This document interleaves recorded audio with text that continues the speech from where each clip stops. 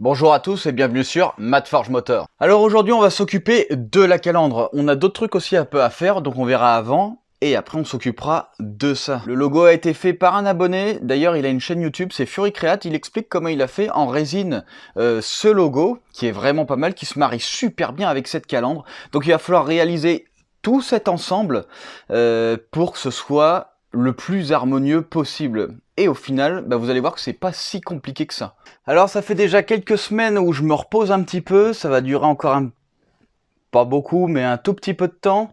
Heureusement, on a énormément d'avance. Par rapport à aujourd'hui et la vidéo qu'on va voir, ça se passe en avril et aujourd'hui, en ce moment, on est en août. Donc il y a quand même beaucoup d'écart. Je travaille quand même un tout petit peu.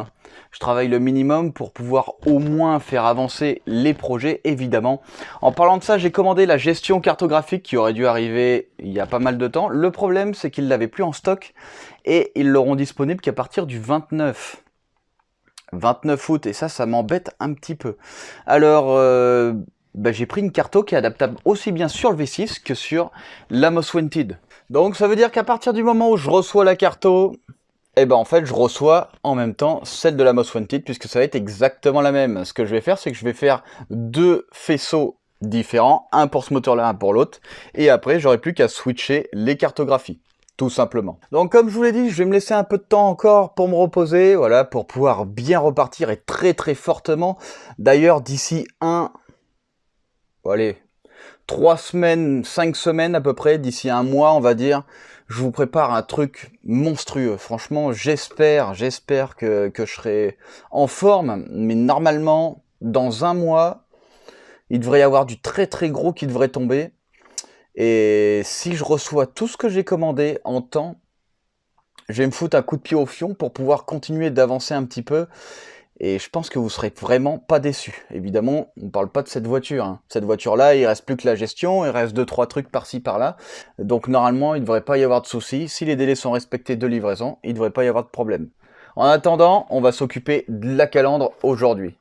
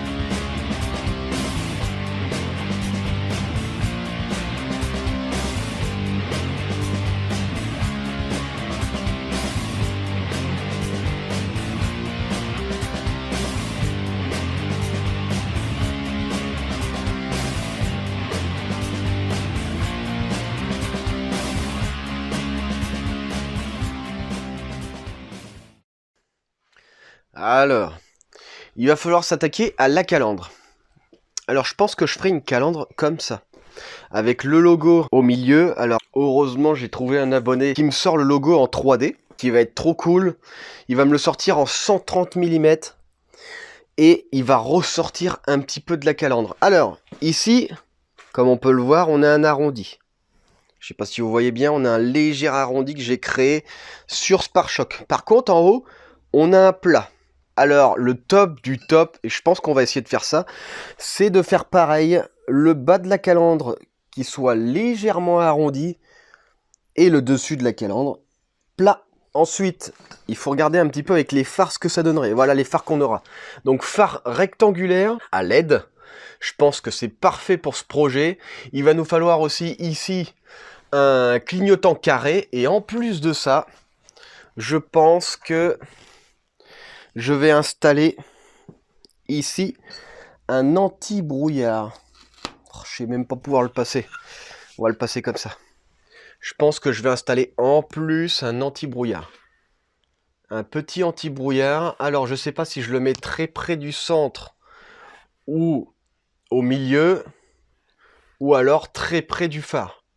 Je pense que très près du phare, c'est pas mal. L'anti-brouillard, alors j'ai le choix, c'est soit 63 mm, soit 76 mm, soit je sais plus, mais l'autre c'est trop gros. Je pense que 64 mm, ça va être très bien. Ce qu'il faut savoir, c'est que le logo là, il est en 110 mm. Donc forcément, on va prendre un truc un peu plus petit. Là, celui-là, hein, je parle du logo là, mais le futur sera à 130 mm. Là, on va faire une calandre simple, légèrement travaillée, et je pense que ce sera parfait pour cette voiture. Il va falloir après voir l'emplacement pour les... comment on appelle ça? Mince, pour les feux. Parce que ces feux-là sont très très chiants, ils ont aucune adaptation.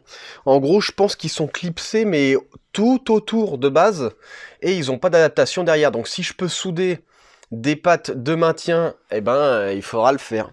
Et voilà un petit peu les clignotants, qui seront évidemment juste à côté. Bon, évidemment, il faudra faire ça bien, là, parce que là, je peux pas mettre dans le vide. Il n'y a rien qui tient, il n'y a pas de maintien. Mais je pense que ça pourrait être vraiment bien. Et puis évidemment tout le fond en noir pour faire ressortir les phares. Alors vu que cette voiture sera basse, et ben en fait on n'apercevra pas beaucoup les phares. Et c'est ça qui est plutôt bien. C'est ça qui est plutôt bien, ça donnera un côté bien plus brutal, bien plus agressif. Ici le logo ressortira un tout petit peu, mais il n'atteindra pas la limite de la calandre. Il l'atteindra pas. Donc tout sera à l'intérieur dedans. Et je pense que le fait d'avoir un phare rectangle plus un phare rond, qui n'est pas un phare, mais qui est plutôt l'anti-brouillard, eh ben ça donnera un côté brutal, un côté sympa, je pense. Donc on verra. Alors il faudra voir, une fois qu'on aura mis la calandre, si le phare on le laisse plus près d'ici, ou si on l'éloigne un petit peu. Ça va être très important pour la suite. Donc là, création de calandre, prise de mesure, donc la longueur plus la hauteur. Et puis après, on va commencer à travailler ça. Ce sera une calandre en aluminium qui va être repeinte. Elle va être peinte couleur intérieure ici. Donc Predator noir. Et je pense que ce sera parfait pour ce véhicule.